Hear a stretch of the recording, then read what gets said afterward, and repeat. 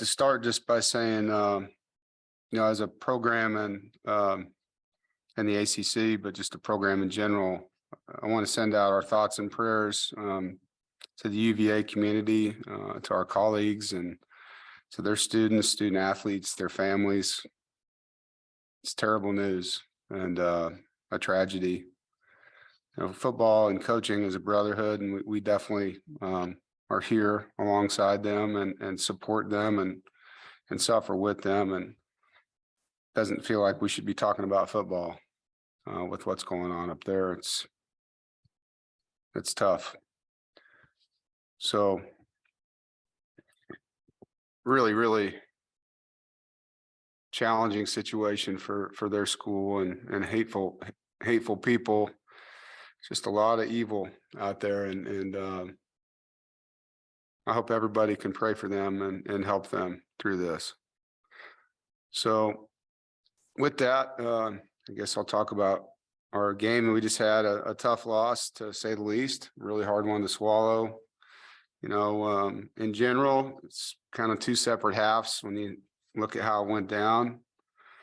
But we started fast, scoring 14 points in the first quarter, which was what we wanted to do, to try to get out on a team that had a young quarterback. After those two drives, we had a hard time scoring. There's a variety of reasons for that. Usually drives end because of lack of execution, penalties, creating tough down and distances to call plays, or because some players on their side of the ball made some good plays. And I think we had all of those things happen. The best thing Boston College was defensively was a third down defense. They were very good, and we presented that to them a lot. And that's hard with a freshman quarterback to be in third and extra long. I thought our defense did a good job of keeping us in the game and battling, held them to -4 yards rushing. We turned the ball over 3 times in the second half before the final play. And on all 3 of those turnovers, we responded by not allowing points on defense. And that's tremendous response by those guys. I thought they pressured the quarterback. And in a game like that, it came down to the final drive, and 4th and 7, they get in the red zone, and the play that they ran, we practiced all week. Drake Thomas made the play in practice all week. He knew the play that was coming, and I thought he made a terrific play. Timing, broke on the football, had both hands extended. I thought he beat the receiver to the spot, and he did everything that we could ask him to do. I'm really proud of him for making that play. And, at the end of that play, we should have been out there on offense, kneeling the ball down for a win, but that's not how it ended. And so it is what it is, which makes it hard to swallow, and like I told my team after the game, I hurt for our senior class that they didn't get the satisfaction of that. When you're playing with a freshman quarterback and you're missing several players with injuries, and it comes down to one play in a game, and you have a great player like Drake and he makes the play, man, that's how you should win. And you can call it an ugly win. I'll take it all day long, man. But we didn't get it. So it's back to the drawing board and get ready for another one. I love our players. I love how they compete.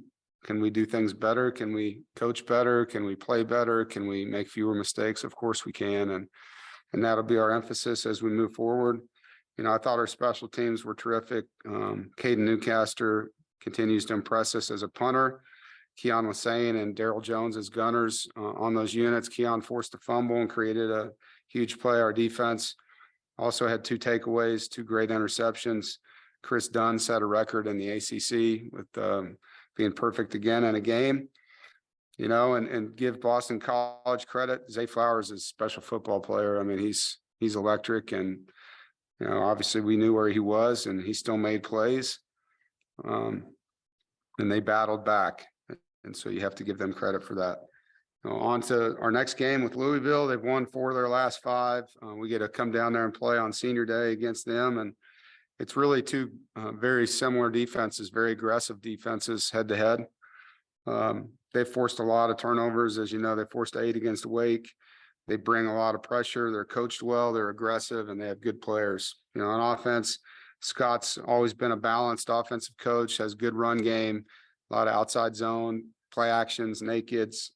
We'll have a couple trick plays. Has very good personnel in the backfield. His tailbacks are hard runners. His receivers has a variety of guys at the receiver position, big, small, fast. Their tight ends are good players and experienced players, and their line's athletic. So look forward to another, talented team and a chance to compete, and a road game at that. And look forward to that opportunity with our players, and 2 games here in 11 or 12 days, whatever that is. So got a lot on our plate, and in light of what's going on regionally in our conference, it's hard to focus on it, to be honest, so there's a lot going on right now, but that's the world we're in.